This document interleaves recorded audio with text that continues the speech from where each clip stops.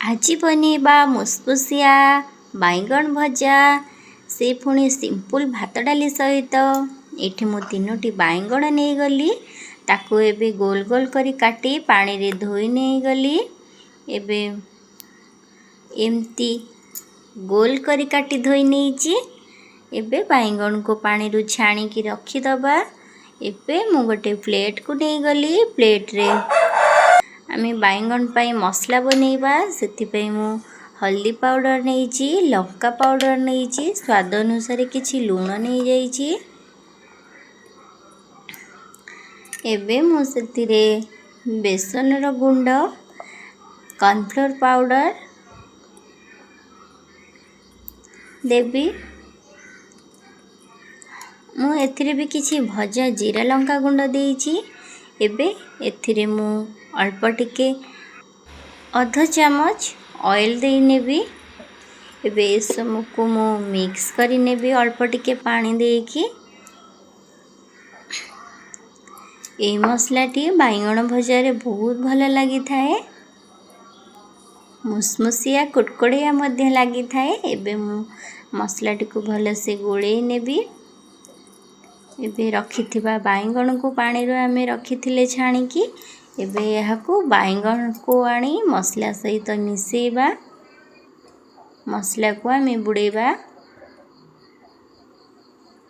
सबु बैगन को आमे आनी मसला सहित एमती भल से गोले की रखी नहीं जिबा।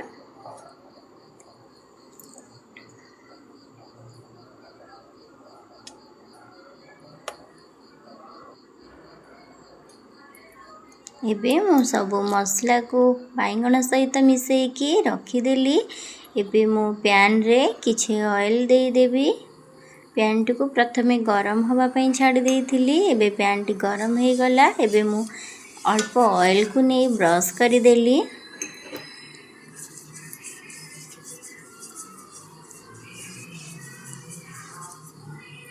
एबे आमे रखिथिबा बैगन को गोटे गोटे करी तावारे देई दबा।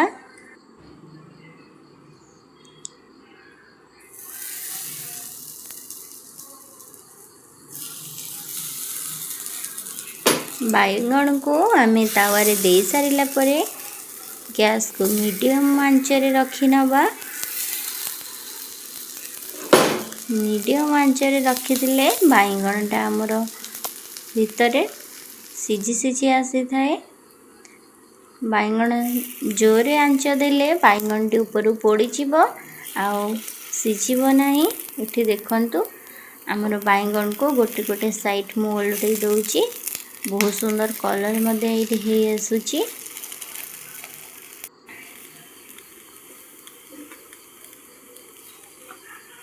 सिंपल भात डाली सहित बैगन भजाटी ए बैगन भजाटी खाइले बहुत भल लगी थाए।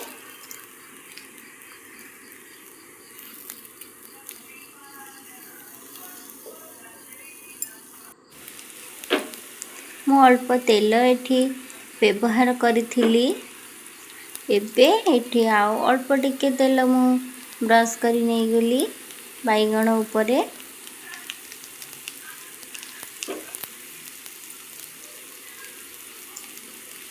एबे हमें बैगन को एपट सेपट ओलटे भल से टिके पाची आसीबा जाए छाड़ी नबा। देखंतु हमर एबे लाल लाल कलर भी बैगन हे आसलानी। टिके पड़पड़िया हे गले हमर बैगन भजाटी एबे रेडी हे जिवो। प्राय तो हमर बैगन टी हे आसलानी।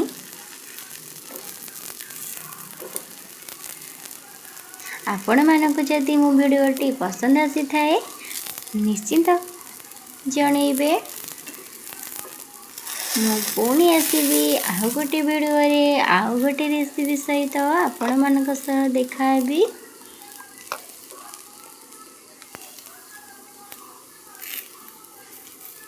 आजिर वीडियोटी आपण मानक केमती लागिला मते निश्चिंत जणैबे। एठी हमर बैगन टीबी हे आसिलानी देखि पारुथिबे बहुत सुंदर कलर मध्ये हे गलानी। खाइबा को मध्ये सेमती बहुत भल लगी थाए।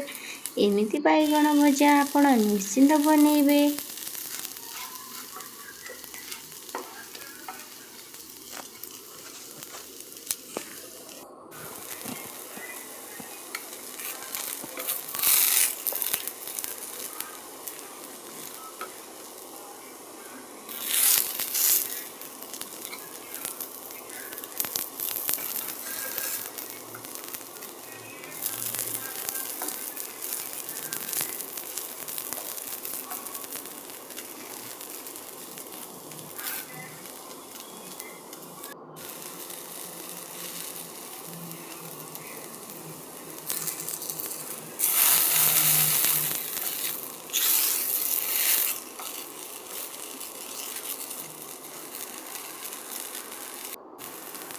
ଏବେ ଆମର ରେଡ଼ି ହେଇଗଲା ଗରମା ଗରମ ମୁସମୁସିଆ ବାଇଗଣ ଭଜା। ରହୁଛି ନମସ୍କାର।